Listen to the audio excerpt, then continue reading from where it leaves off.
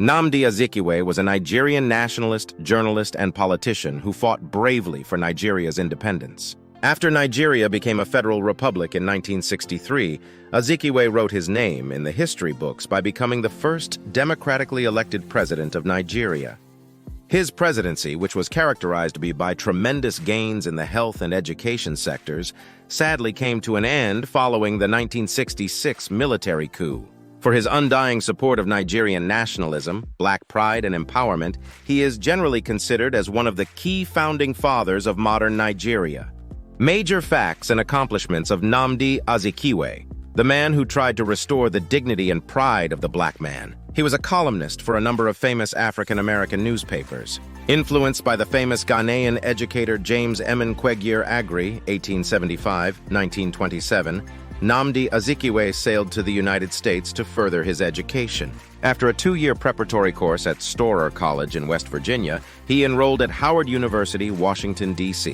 In 1932, he graduated with a master's degree in religion from Lincoln University in Pennsylvania. He followed this up with another master's degree from the University of Pennsylvania in 1934. He briefly took up a graduate student instructor job in the university before working as a columnist for famous newspapers such as the Baltimore Afro-American, Philadelphia Tribune, and the Associated Negro Press. His time in the United States also saw him become a disciple of Marcus Garvey's political, social, and economic policies, also known as Garveyism. Fought very hard to end segregation during British colonial rule. In addition to his numerous achievements, Azikiwe was involved in efforts to desegregate the Nigerian football leagues. He viewed segregation on the basis of race, ethnic identities, and religion as an affront to the blacks. And even after Nigeria gained independence in 1960, he stayed at the forefront, fighting against people who wanted to use sports to perpetrate their diabolic political and ethnic agenda. Such was his pursuit for equality and justice in sports that he created his own football club called Zik's Athletic Club. The club was a place where people from all walks of life, religion, and ethnicity could come and freely participate in the beautiful game of football. The club even won the Lagos League in 1942. Following those successes, Azikiwe established several other soccer centers across the nation in a bid to promote national unity. Some African historians have stated that Azikiwe's football club laid the foundation of the Nigerian national team, which would later be dubbed the Super Eagles. Founding member of the African Morning Post, following his return to Nigeria around 1934, he had quite a challenging time finding a job of his liking. After failing to secure a teaching post at King's College in Lagos, he turned his attention to Accra, Ghana. He took up Alfred Okanzi's offer of senior editor at the African Morning Post in Ghana, formerly Gold Coast. As editor, his professionalism was top-notch and beyond reproach, earning significant praises from his fellow journalists. He also took under his wing several journalists, inculcating in them a sense of black pride and Pan-Africanist ideologies. He was a vocal supporter of African culture and philosophy.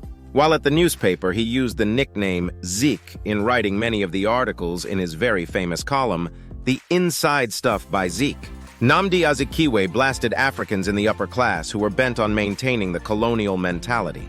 He was quite dismayed at their unwillingness to criticize the manner in which African youth were indoctrinated into thinking Western culture superseded the various cultures in Africa. Those ideas, Zikism, of his would later culminate in his book titled Renaissance Africa, 1973. He also used the newspaper to caution against petty ethnic and tribal conflicts. In his book, he proposed 5 philosophical pillars that would underpin Africa's revitalization and growth. Those pillars are social regeneration, economic determinism, mental emancipation, spiritual balance, and risorgimento nationalism. He was a vocal supporter of African culture and philosophy. Every one of those newspapers came to be famous for its community-inspired stories. Azikiwe also didn't shy away from promoting women's rights in the various women's sections of his newspapers. By 1950, Azikiwe's West African Pilot could boast of about 20,000 copies on a daily basis.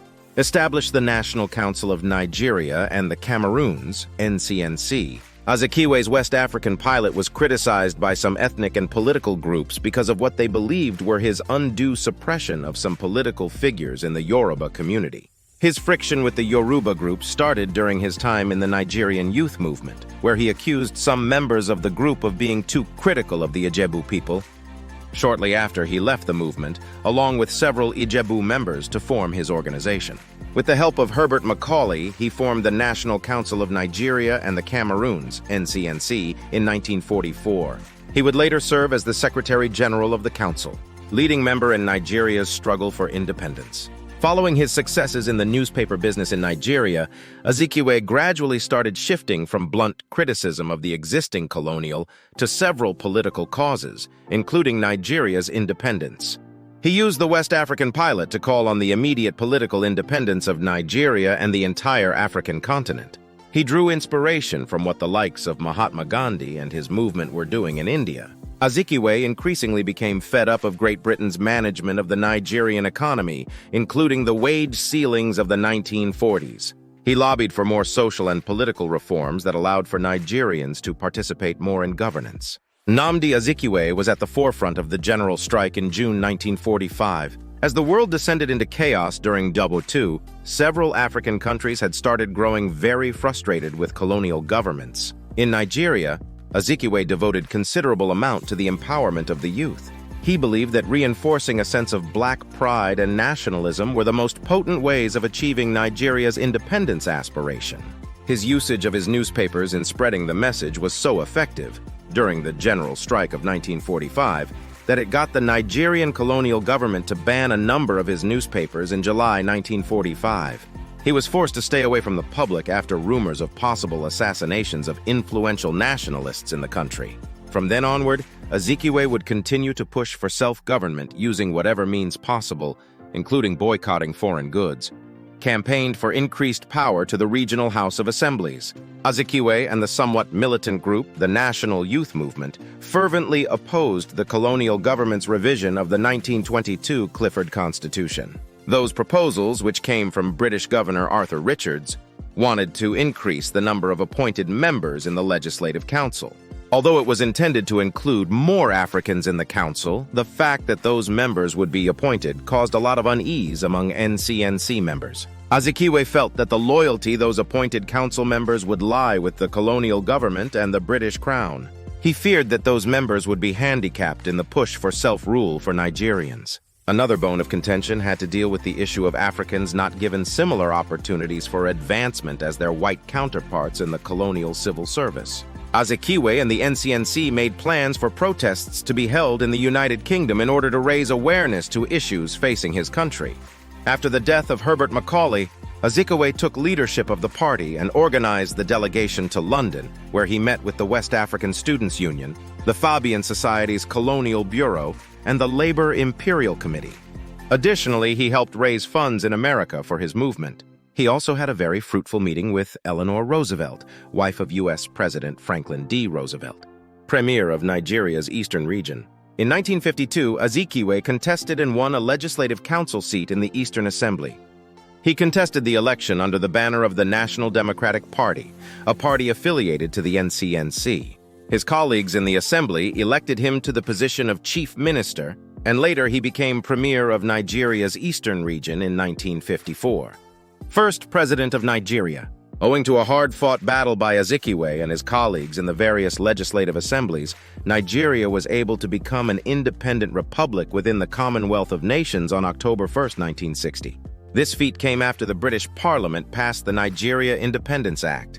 On November 16, 1960, he was appointed Governor-General while Abubakar Tafawa Balewa was appointed Prime Minister. Azikiwe also had the honor of being a member of the Privy Council of the United Kingdom. After immense agitations from the public, Nigerian parties in the various houses agreed to cut its relationship with the British Crown in 1963. Subsequently, Nnamdi Azikiwe was elected the first president of Nigeria. His tenure as head of state witnessed massive amounts of investments in the health and education sectors of the country. Unfortunately, his administration was forced out of power in the 1966 military coup, which resulted in Johnson Agui Ironsi coming into power as head of state. Although the ensuing political turmoil claimed the lives of several top Nigerian officials, including Prime Minister Tafawa Balewa, Nnamdi Azikiwe luckily escaped. And after two unsuccessful presidential bids in 1970 and 1983, Azikiwe would go on to live to the ripe age of 91 before passing away on May 11, 1996 in Enugu. The renowned Nigerian statesman was buried at Onitsha, Nigeria.